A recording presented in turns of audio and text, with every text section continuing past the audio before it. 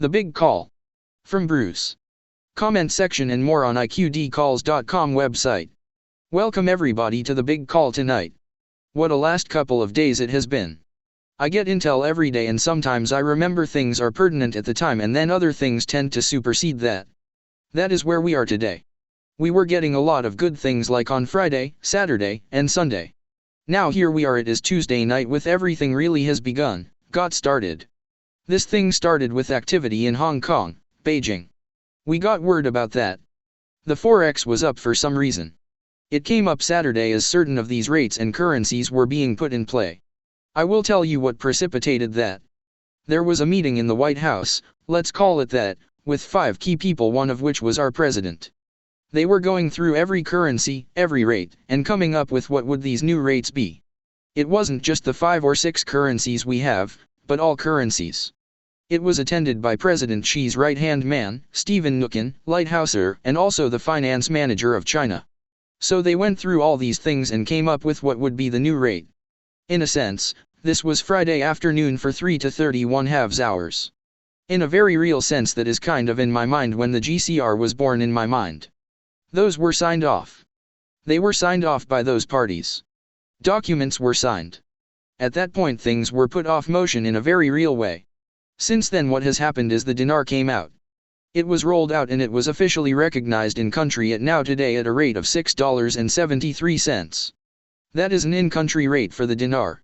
That is pretty strong. Our rate here on our front screen could be higher than that. It might be substantially higher. I do not know where it stands right now, but I think that is fantastic. Also the dong was a little bit slower. It came up Sunday afternoon evening. It started and it was coming a little lower than it had been, but it is still moving in an upward direction. So we can't say it is not going to get back up to where we said it was. ZIM is just up and down, and just hanging right in there. It is a very good back screen rate, and front screen rate is actually was just all the way from $0.15 to $0.18, and next thing you know it was $0.28. Then it was down to $0.25, then back up to $0.38 on the front screen. That was amazing for the ZIM. So a lot of movements still in the rates. What is interesting is the IMF is being merged into the World Bank, and I am going to say under the umbrella of AIIB. It is being relocated to Laos, the country next to Cambodia. The original people that was seeing IMF and the World Bank forget it. Under a new situation now. That is very interesting to me. What I am hearing is of the last couple of days, banks, and some did it a little sooner than others, as Chase Bank was coordinating with part of the new QFS system, which is the fintech, and merging with another synchronization with the banks. Apparently Chase Bank was involved in this to coordinate and synchronize with Refidane Bank. Remember when Chase had 50% stake with Refidane Bank? That was years ago, and I do not know if that has changed. It allowed them to keep up with the track and what was going in Iraq through Refidane Bank, and then also tie into their ATM machines, which will operate in both in USDNs and the new lower denominations of the dinar. So they were coordinating that. Also we have certain ATMs in the United States in cities that have Iraqi citizens that will be able to negotiate both dinars and USDNs, which is cool, in 3 or 4 states. That is pretty cool. They were working on that synchronization on Sunday. Wells Fargo was doing it yesterday. They were coming up to speed with that synchronization yesterday, and everything is moving forward. The other thing that is moving big is SKRs. SKRs are money that has been transacted, some of it 4 or 5 more years ago, but they still hadn't received liquidity. Those SKRs out west were finished up just a little before 11 p.m. last night out there in Reno/Sparks area. That activity on SKRs continued in cities like Chicago, Atlanta, Miami, and probably in Dallas as well. If it hadn't started already, probably will tomorrow. So what is happening is people that were part of SKR, and could be from VIPs to former military to government employees, whatever. It seems like it is a large contingent of people that are essentially going to those areas to have those SKRs made liquid in person. You say, why do they have to go anywhere? It is to make sure it is going to the correct people. The identification process of retinal scan, fingerprint activation is sort of the way that they identify that person is the same person. That is why they need to go in person to that, even though these are ledger-to-ledger transfers inside of Wells Fargo to Wells Fargo.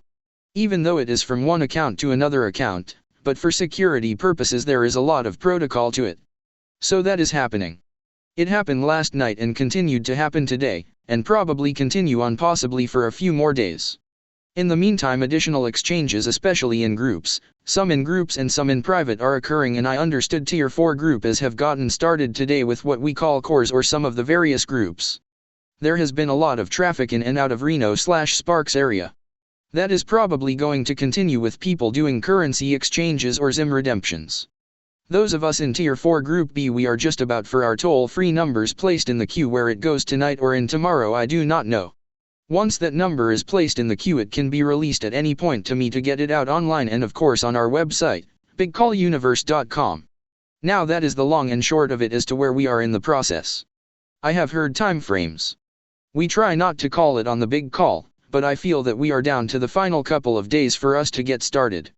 Maybe I am going out on a limb saying that, but I do not think so. From every bit of information I have gotten, some people have it within 24 hours. Some have it within couple of days. I have specific times when I am supposed to be notified. Let's just say it that way. We will see how they come through and what happens. Remember, I told you we would have one number for Canada, one for the United States, and one for Mexico? Now it looks like they are down to one number that will work for all three areas. Based on your zip code, they will RNate you to the right number. Say that number goes to a main call center. From that it is divided into regional call centers. Your number will get forwarded until you get to the zip code area that applies to you. What was happening on Saturday at the redemption centers, where they were getting what they call tagging these calls that were coming in as test calls to utilize that system so they could see how it would work and make sure it worked from every zip code or redemption center WS tied to. This happened all over the United States on Saturday and also happened in Canada, because we had reports from one of the major banks in Canada that they were doing the same thing up there that we were doing down here. So they are prepared and ready to roll. We are prepared and ready to roll. So we look forward to this number coming out, where I might get an hour to hour and a half prior to the call coming into me, where I would have the heads up and prepared to take that number down and send it over to us and make sure Bob and Riley have placed it in the proper location. Anybody that has registered at that site with their email, which we have 14,000 to 15,000 emails on that. We are going to do an email blast of the number just in case somebody misses it. Probably you guys will find it on the website, where you don't necessarily need to check your email to get that by checking the website. So that is happening. I probably put it on 1 or 2 places online so people can see it. I will move quickly for sure. I would recommend there may be people that put out other numbers and other stuff. You guys know this is an honor for the Big Call team and an honor for me to have been selected to put this number out for Tier 4 Group B, the so-called informed group, the internet group. I am honored by the Chinese grandfather and the various representatives for that purpose, and I told you that before. So I consider it an honor to represent us, and I love the fact they selected me to put that out. I would say be cautious for other numbers you see or even get. If you are in a specific group and you want to stay with that group, that is fine. If you want to go on your own and go to a redemption center and essentially privately negotiate your rate, you know you can do that. That is one thing we can do that no other group has the right to do. You will be able to negotiate on your ability to talk about your projects, talk about if you want to be a volunteer with us with what we are going to do with Rebuild America or the Veterans Retreat Network or other projects that we may not even know yet. There may be some things that we will say let's do this also. We are going to start first here with Rebuild America, and then we will expand with what is working and like about this to countries that need help, whether it is Central America, South America as in Argentina. We want to help people that want to live in those areas opportunity, meaning they do not have to caravan and cross our borders illegally and bust through to come into the United States. We want them to feel I can stay right here because I can make a decent living with this new business or this new company. I have an opportunity to get an education beyond the 6th grade, which is for example in Honduras. Okay, if you make it to the 6th grade you graduated. What did you graduate to? Carrying a machete and cutting grass on the side of the road, making $1 or $2 a day. Or could you possibly be scholarship to go to a really cool opportunity for further education, possibly get into a trade school, possibly get a collegial education? All of that is possible. Central America is beautiful. What is not beautiful is the living conditions that some of the people are living in. Wonder if we can help them to help themselves. Not just throw money at the situation, but really help them to improve their lives where they live. Don't you think that would be a lot better for them? They would enjoy that. I think they would be proud to be where they are and proud to live that type of lives. I think we honor them to give them that opportunity to do that. We will take it to other parts of the world too, but that is just places so much on our minds. Look at Venezuela. You know, when you think about it, what is happening in Venezuela, yes, Guido does have to move in. It is going to happen, just a matter of time. Those poor people are suffering. We want those people to have opportunities again. Venezuela used to be a very wealthy country due to the oil they have. It was cool. I had 2 good friends in college from Venezuela. I just hate that this country is being decimated by this guy. I really want them to have the opportunity to rebuild Venezuela. That is another thing we can do. You know, when we have our food and medical aid on the border there and can't get across in fear of being shot or injured, that has to go. Something has to change.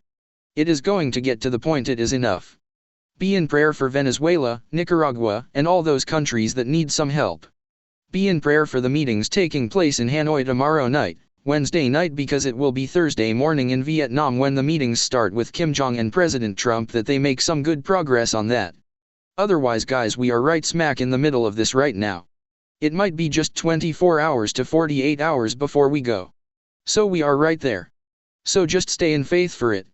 Hang in there a few days longer and you guys will be golden.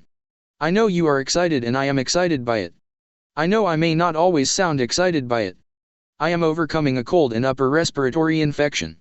Thank you for understanding. Thank you, Pink Roses, for doing a marvelous job for us doing the transcripts. Everybody out there in Big Call, thank you for sticking with us. This might be our last call. We may be putting together a celebration call Thursday night. Either way, we win. You guys have a wonderful night. Stay in prayer for these situations I mentioned. Good night. Thank you, Pastor Stephen, Sue, and Bob. Thank you everybody for coming in, and we appreciate you. We love you and we will be in touch with you after this goes. Stay tuned. Goodbye. Thank you, Big Call and Bruce Hugses. Comment section and more on iqdcalls.com website.